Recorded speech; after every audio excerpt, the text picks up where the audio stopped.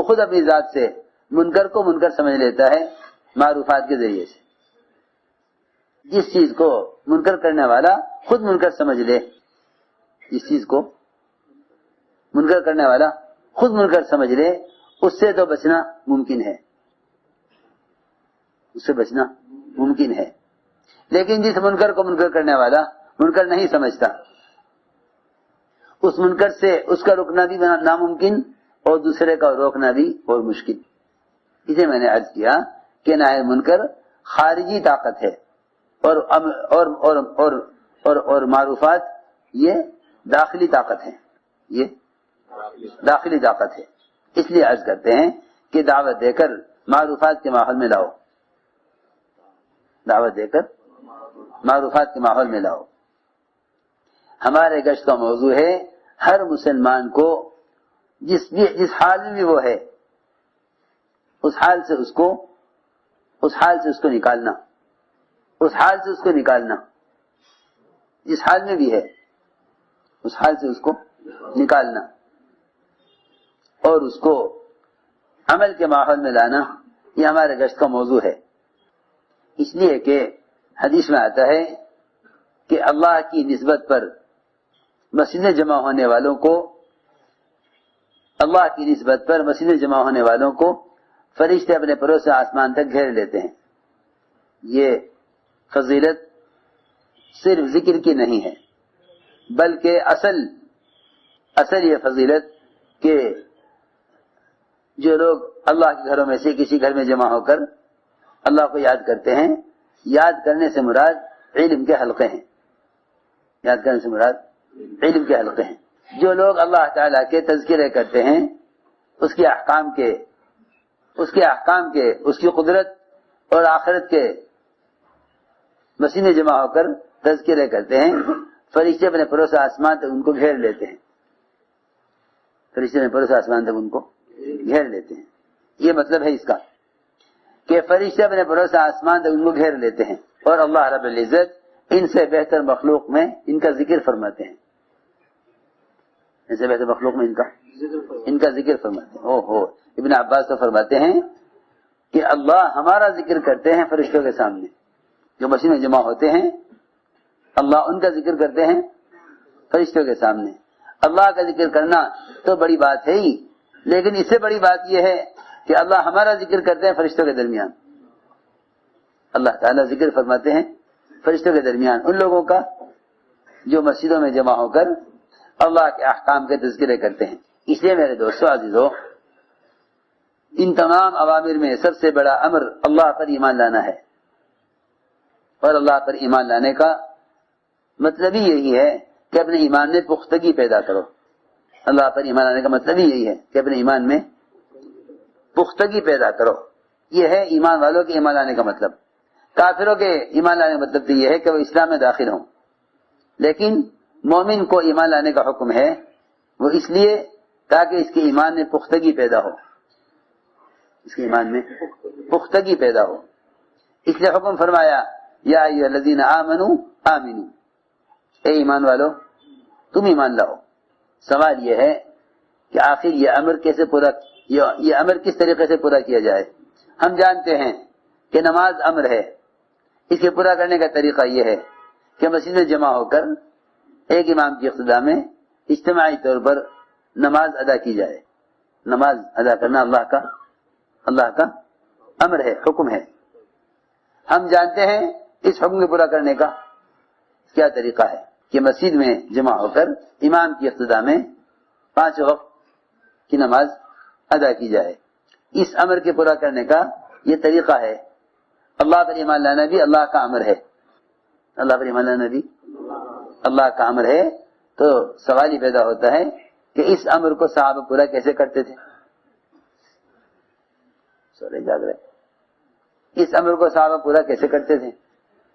آپ غور کریں کہ یہ ملے گا روایتوں میں کہ صحابہ کرام ایمان میں پختگی پیدا کرنے اور ایمان لانے کے لیے، صحابہ ایمان لانے کے لیے مسجدوں میں ایمان کے حلقے قائم کرتے اور صحابہ سے ملاقات کر کے کہتے اجلس بنا نؤمن ساعتا آؤ بیٹھو ہمارے ساتھ، اب رب پر ایمان لائیں گے، اٹھو ہمارے ساتھ، اب رب پر ایمان لائیں گے۔ صحابہ کرام اس امر کو ایسے پورا کرتے تھے کہ مسجدوں میں ایمان کے حق قائم کرتے اور صحابہ سے ملاقات کر کے کہتے کہ چلو اٹھو ہمارے ساتھ، آؤ ہمارے ساتھ، بیٹھو ہمارے ساتھ، اب رب پر ایمان لائیں گے۔ یہ تھا صحابہ کرام کے اللہ پر ایمان لانے کے امر کو پورا کرنے کا طریقہ۔ اس لیے میرے دوستو عزیزوں، اس کا عزم کرو کہ ہمیں اپنے ماحول کو دعوت کے ذریعے بدلنا ہے۔ اس ماحول کی تبدیلی کے لیے امت کے جگہ کو تبدیل کرنا پڑے گا، امت کی جگہ کو تبدیل کرنا پڑے گا۔ ماحول کی تبدیلی کے لیے جگہ تبدیل کرنی پڑے گی کہ یہاں مسجدوں میں لا کر یعنی یہاں ایمان کی تعلیم دی جائے، مسجد کے ماحول میں ایمان کی تعلیم دی جائے۔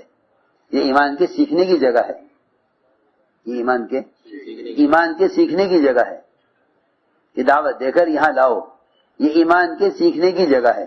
یہاں لا کر اللہ کا تأثر دلوں میں پیدا کرو۔ یہ ایک اصولی بات ہے کہ جو شخص جس گھر میں جاتا ہے اس گھر کو دیکھ کر، اس گھر کے ماحول سے اس گھر والے کا تأثر پیدا ہوتا ہے۔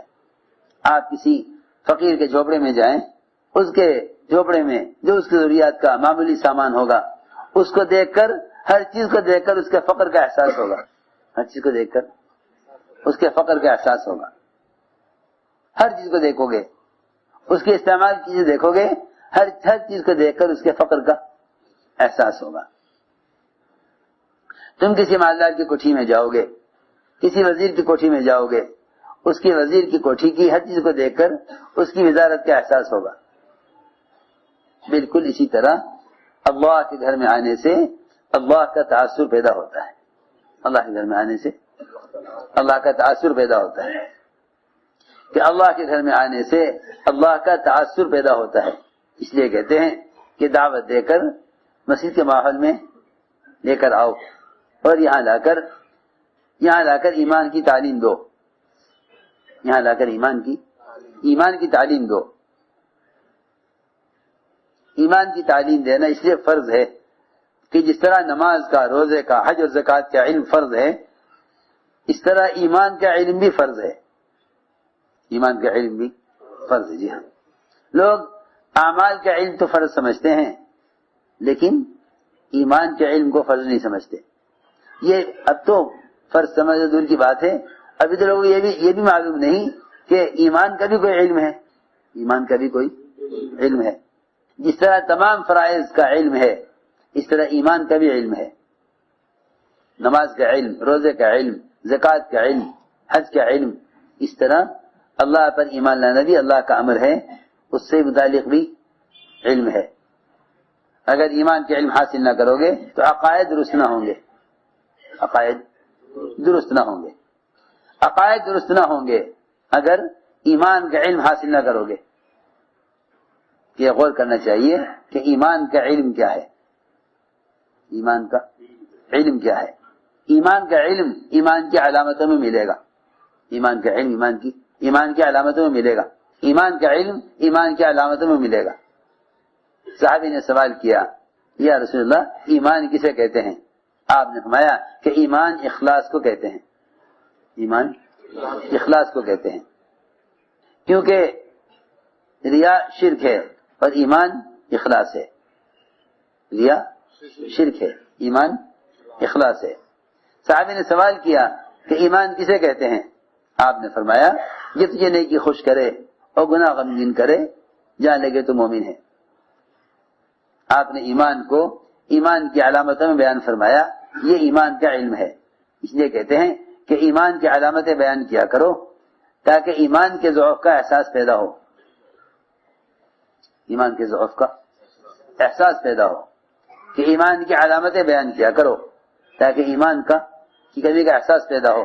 اور یہ احساس ہونا بھی اللہ سے ایمان دلوائے گا، جو حدیث میں آتا ہے من یرید العلم والایمان یؤتیہ اللہ، جو علم اور ایمان چاہے گا اللہ اس کو ضرور دیں گے، جو علم اور ایمان چاہے گا اللہ اس کو ضرور دیں گے۔ ابھی تو ہمارے دلوں میں ایمان کی طلب ہی نہیں ہے، ابھی ایمان کی طلب نہیں ہے۔ مسنون دعاؤں میں اللہ سے ایمان مانگا گیا ہے، مسنون دعاؤں میں اللہ سے ایمان مانگا گیا ہے۔ اللہم انی اسألک ایمانا یباشر قلبی، اے اللہ مجھے وہ ایمان چاہیے جو میرے دل کی رگوں میں رچ بس جاوے۔ لوگ ظاہری اعمال کو، ظاہری حالات کو دیکھ کر یہ کہتے ہیں کہ بھئی ظاہر کو دیکھ کر فیصلہ مت کرو، اصل تو ایمان دل میں ہوتا ہے۔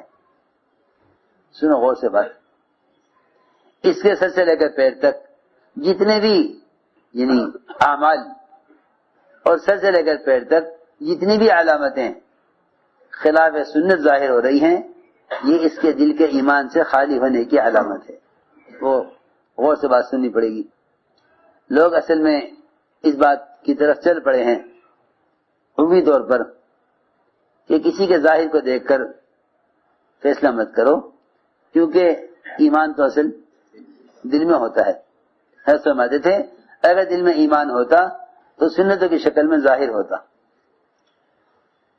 اگر دل میں ایمان ہوتا تو سنت کی شکل میں ظاہر ہوتا، اس لیے کہ ایمان کا تقاضا ہی اطاعت ہے، ایمان کا تقاضا ہی اطاعت ہے، ایمان کا کی علامت ہی اطاعت ہے۔ یہ فرمایا نا کہ مومن اللہ کی اطاعت میں نکیل پڑے ہوئے اونٹ کی طرح ہے۔ تو اگر یہ ممکن نہیں ہے کہ دل میں ایمان ہو اور اتباع سنت نہ ہو، یہ نہیں ہو سکتا، یہ ممکن نہیں ہے۔ لوگوں کا خیال غلط ہے کہ ظاہر کو مت دیکھو، ایمان تو دل میں ہوتا ہے، ظاہر کو مت دیکھو، ایمان تو دل میں ہوتا ہے، کیونکہ دل میں ایمان ہوتا تو بدن سے ظاہر ہوتا، دل میں ایمان ہوتا تو بدن سے ظاہر ہوتا۔ اسلام ایمان کا مظہر ہے، اسلام ایمان کا مظہر ہے کہ ایمان ظاہر ہوگا اسلام کی شکل میں۔ یہ کہنا کہ بھئی دل میں ایمان ہے ظاہر کو مت دیکھو، ہر سماتے تھے دل میں ایمان ہوتا تو یہ سنتوں پر جان دیتا، سنتوں پر جان دیتا، اگر دل میں ایمان ہوتا تو سنتوں پر جان دیتا۔ اس کے دل کا جھکاؤ غیروں کے طریقوں کی طرف، یہ اس کے ایمان اس حد تک کمزور ہو چکا ہے کہ سنتیں محبوب نہیں، غیروں کے طریقے محبوب ہیں۔ اس لیے فرمایا کہ ایمان کو ایمان کی علامتوں میں تلاش کیا کرو، ایمان کی علامتوں میں، ایمان کی علامتوں میں دیکھا کرو، ایمان کی علامتوں میں دیکھو۔ اس لیے فرمایا کہ سب سے ادنا درجے کا ایمان، سب سے کمتر درجے کا ایمان اس شخص کا ہے جو منکرات کو اپنے دل کی قوت سے دعاؤں کے ذریعے بدلوائے اللہ سے کہہ کر، یہ سب سے کمزور ایمان ہے، یہ سب سے کمزور ایمان ہے۔ سب سے کمزور ایمان اس شخص کا ہے جو منکر کو دیکھ کر دل سے غمگین ہو اور اللہ سے کہہ کر دعاؤں کے ذریعے اس منکر کو بدلوائے۔ یہ ایمان کا سب سے کمتر، سب سے ادنا درجہ ہے۔ درمیانہ ایمان یہ ہے کہ یہ زبان سے منکر کو بدلوائے، یہ درمیانہ درجے کا ایمان ہے کہ زبان سے منکر کو کے ماحول کو بدلے۔ ادنا درجے کا ایمان یہ ہے کہ منکر کے ماحول کو اپنے دل سے بدلے۔ ہم اگر غور کریں اپنے حال پر کہ منکر کو دیکھ کر دل کی کیا کیفیت ہوتی ہے، حالانکہ صاف فرما دیا روایت میں کہ منکر کو دیکھ کر دل کا متاثر ہونا یہ ادنا ایمان کی علامت ہے۔ اگر منکرات کو دیکھ کر دل متاثر نہیں ہوتا تو پھر بتاؤ ایمان کس درجے کا رہ گیا؟ اگر منکر کو دیکھ کر دل متاثر نہیں ہوتا تو ایمان کس درجے کا رہ گیا؟ جبکہ حدیث میں فرمایا کہ سب سے کمزور ادنا درجے کا ایمان اس شخص کا ہے جو منکر کو دیکھ کر دل سے متاثر ہو، کہ زبان نہیں کھول سکتا یا ہاتھ نہیں چلا سکتا، اس کو چاہیے کہ یہ دل سے اس منکر کے ماحول کو اللہ سے کہہ کر دعاؤں کے ذریعے اس کو بدلوائے، کیونکہ تغییر پر عطف یہاں بھی ہوگا، یہاں بھی تغییر پر عطف ہوگا۔ کیسے کہ جس طرح منکر کو دیکھ کر ہاتھ سے بدلنا چاہتا تھا نہ بدل سکا، پھر زبان بدلنا چاہا نہ بدل سکا، اب چاہیے کہ اس کو دل سے بدلے، اس کو دل کے ذریعے بدلے۔ یہ حضرت علی فرماتے تھے کہ آخری درجے کا جہاد دل سے جہاد کرنا ہے، آخری درجے کا جہاد دل سے جہاد کرنا. اعلیٰ جہاد یہ ہے کہ ہاتھ سے جہاد کرے. درمیانہ جہاد زبان سے ہے. درمیانہ جہاد زبان سے ہے. آخری جہاد دل سے ہے. حضرت علی فرماتے ہیں جہاد کی 3 قسمیں ہیں: بالید، باللسان، بالقلب. ایمان کے بھی 3 درجے ہیں. اعلیٰ درجہ یہ ہے کہ ہاتھ سے منکر کو بدلے. درمیانہ درجہ یہ ہے کہ زبان سے بدلے. آخری درجہ یہ ہے ایمان کا، سب سے جس کے بعد کوئی ذرہ ایمان کا دل میں باقی نہیں رہتا. اور سب سے ادنا درجہ یہ ہے ایمان کا کہ دل سے دعاؤں کے ذریعے اللہ سے کہہ کر اس منکر کو بدلوائے. فلیغیرہ بقلبی. اس لیے میرے دوستوں عزیزوں، دعوت کے ذریعے ماحول کو بدلنا ہے. دعوت کے ذریعے ماحول کو بدلنا ہے کہ دعوت کے ذریعے ماحول کو بدلنا ہے. اس لیے اس امت کی ذمہ داری بے اعتبار امت کے ہے. امت کی ذمہ داری بے اعتبار امت کے ہے. امت کی ذمہ داری بے اعتبار امت کے ہے، کیونکہ فرمایا کہ ساری دنیا بکھرے ہوئے مسلمان ایک جسم کے اعضاء کی طرح ہیں. ساری دنیا بکھرے ہوئے مسلمان ایک جسم کے اعضاء کی طرح ہیں. ساری دنیا بکھرے ہوئے مسلمان ایک جسم کے اعضاء کی طرح ہیں. اگر پیر کے انگوٹھے میں زخم ہوگا تو اس سے سارا بدن بے چین ہوگا. اس سے سارا بدن بے چین ہو. پیر کے انگوٹھے کے زخم سے سارا بدن متاثر ہوتا ہے. امریکہ میں رہنے والے مسلمان کی بے دینی سے اگر ہندوستان کا مسلمان بے چین نہیں ہے تو اس کا مطلب یہ ہے کہ یہ حدیث سمجھ میں نہ آئی. اور یہ جب فالج پڑ جاتا ہے تو پیر کی تکلیف کا احساس نہیں ہوتا. پوری امت کا، ساری امت کے لیے بے چین ہونا، پوری امت کا ایک امتی کے لیے بے چین ہونا، یہ بالکل ایسا ہے جیسا پورے بدن کا بے چین ہونا ایک پیر کے زخم کے لیے. پیر کا ناخن ٹوٹ گیا، پیر کا ناخن ٹوٹ گیا، سارا بدن اس سے متاثر ہے. حالانکہ بہت معمولی چیز ہے. آنکھ بھی اس کو دیکھ رہی، کان بھی اس کے علاج کو سن رہے، ہاتھ کی انگلیاں بھی اس کی دوا داروں میں استعمال ہو رہی. پورا بدن ایک پیر کے ناخن کے ٹوٹنے سے متاثر ہے. لیکن میرے دوستو عزیزوں، اگر امت کے کسی علاقے میں ارتداد آ جائے تو مسلمان بے اعتبار عالم کے بے چین نہیں ہوتے. عالم تو عالم، ایک محلہ بھی بے چین نہیں ہوتا کسی علاقے میں ارتداد کے آ جانے سے. اس دعوت کا مقصد ساری امت مسلمہ کو اجتماعی طور پر امت کے فرض منصبی کی طرف لانا ہے.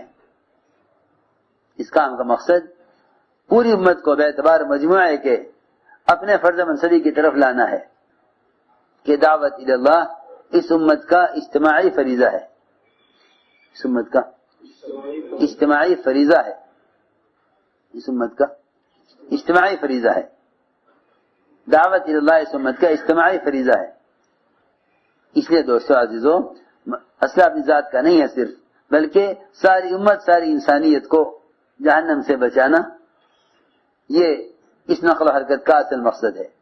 اس کے لیے عزم کرو اور ارادے کرو کہ انشاءاللہ ہمیں، پھر میں بنیادی بات دوبارہ عرض کرتا ہوں کہ بلائی کا حکم کرنے، برائی سے روکنا جو عین دعوت ہے، اس کو اسلوب کے اعتبار سے، مزاج کے اعتبار سے، طریقہ کار کے اعتبار سے، نقل و حرکت کے اعتبار سے ہمیں محمد صلی اللہ علیہ وسلم اور آپ کے صحابہ کے طریقے پر لانا ہے. اس لیے دعوت اور تبلیغ وہ پیغام کا بھیج دینا نہیں ہے، بلکہ خود دعوت کو لے کر پھرنا ہے. خود دعوت کو لے کر پھرنا ہے. پیغام پہنچانا تبلیغ نہیں ہے، خود جا کر دعوت دینا تبلیغ ہے. میں بہت تاکید سے عرض کرتا ہوں روزانہ کہ جتنے بھی نشر و اشاعت کے رواجی ذرائع ہیں، جتنے بھی نشر و اشاعت کے رواجی ذرائع ہیں، یہ خلاف سنت ہونے اور رواج کے مطابق ہونے کی وجہ سے رواج کی ظلمتوں سے بھرے ہوئے ہیں، اور سنت کے طریقے سنت ہونے کی وجہ سے سنت کے انوارات اور اپنے اندر اثر لیے ہوئے ہیں، اپنے اندر اثر لیے ہوئے ہیں. اس لیے دعوت یہ نہیں کسی ذریعے سے پیغام پہنچا دو، دعوت یہ ہے کہ دین کا پیغام لے کر خود جاؤ. تو حضرت کے بیانات پڑھا کرو. حضرت فرماتے تھے جتنے بھی رواجی طریقے ہیں یہ مجاہدے کا راستہ نہیں ہے. مجاہدہ تو صرف وہ ہے جس کا جو عمل سنت کے جتنا جو ہے مطابق ہوگا اتنا اس سے عمل مجاہدہ ہوگا. مجاہدہ اتباع سنت میں ہے. مجاہدہ اتباع سنت میں ہے. رواجی طریقے مجاہدے کی ضد ہیں. رواجی طریقے مجاہدے کی ضد ہیں. رواجی طریقے مجاہدے کی صفت کو ختم کرنے والے ہیں اور سنت کے طریقے مجاہدے کی صفت کو باقی رکھنے والے ہیں. اس لیے کسی ذریعے سے دین کا پیغام پہنچانا یہ دعوت نہیں ہے. یہ دعوت پکی بات ہے. یہ دعوت نہیں ہے کیونکہ ہم سب کی طبیعتیں رواجی چیزوں سے متاثر ہو گئی ہیں. دورہ صحابہ میں اسلام کے پھیلنے کے دو ہی ذریعے تھے. صرف دورہ صحابہ میں اسلام کے پھیلنے کے صرف دو ذریعے تھے. ایک علماء کی مجالس سے استفادہ اور پھر اس علم کو لے کر نقل حرکت کے ذریعے امت تک علم کو پہنچانا. اس کے علاوہ کوئی تیسرا ذریعہ نہیں ملے گا. علماء کی مجالس اور دعوت کی نسبت پر نقل حرکت. علماء صحابہ ملک کو بھیجے جاتے تھے علم کو پہنچانے کے لیے. علم کو پہنچانے کے لیے. اس لیے نفر کا مقصد تفقہ فی الدین تھا. قتال ایک عارض تھا جو اکثر نفر میں پیش نہیں آیا. اصل نفر کا مقصد علم میں توسع پیدا کرنا تھا بکھری ہوئی امت کو جہالت سے نکالنے کے لیے. بکھری ہوئی امت کو جہالت سے نکالنے کے لیے 70 صحابہ کی ایک وقت میں تشکیل کی گئی ہے چن کر علماء اور قراء صحابہ صرف اس مقصد کے لیے تاکہ یہ جا کر امت کو علم پہنچائیں. کہ نقل حرکت کا مقصد امت کو جہالت سے نکالنا تھا. علم کی فرضیت نے نفر کو فرضیت کا درجہ دیا ہوا تھا. یہ تھی بات. علم کی فرضیت نے نفر کو کس طرح سمجھایا جاوے. علم کی فرضیت نے نفر کو فرضیت کا درجہ دیا ہوا تھا. جو درجہ علم کا تھا وہ درجہ نقل و حرکت کا تھا تاکہ امت کا کوئی بھی طبقہ علم سے جاہل نہ رہے. خروج کے فضائل کو کسی عارض پر محمول کر کے اس زمانے میں بھلا دینا یہ امت کو ارتداد اور جہالت میں جھونک دینا ہے. امت کو ارتداد اور جہالت میں جھونک دینا ہے.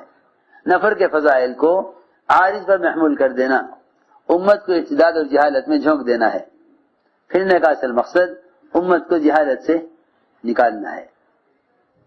اس لیے اس امت کی ذمہ داری باعتبار امت کے ہے, باعتبار فرد کے نہیں ہے. اس لیے کہتے ہیں بڑے بڑے عزائم کرو, بڑے بڑے ارادے کرو, ساری امت کو سامنے رکھ کر سوچا کرو.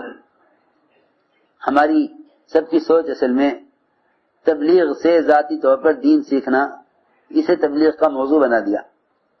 اس کو تبلیغ کا موضوع بنا دیا. بھائی یہ تو کلمہ نماز سیکھنے کی تحریک مولانا ایسا فرماتے تھے, میرے کام کا مقصد اس دعوت سے کلمہ نماز کی تصحیح کرنا نہیں ہے. وہ بھی ہو جائے گا.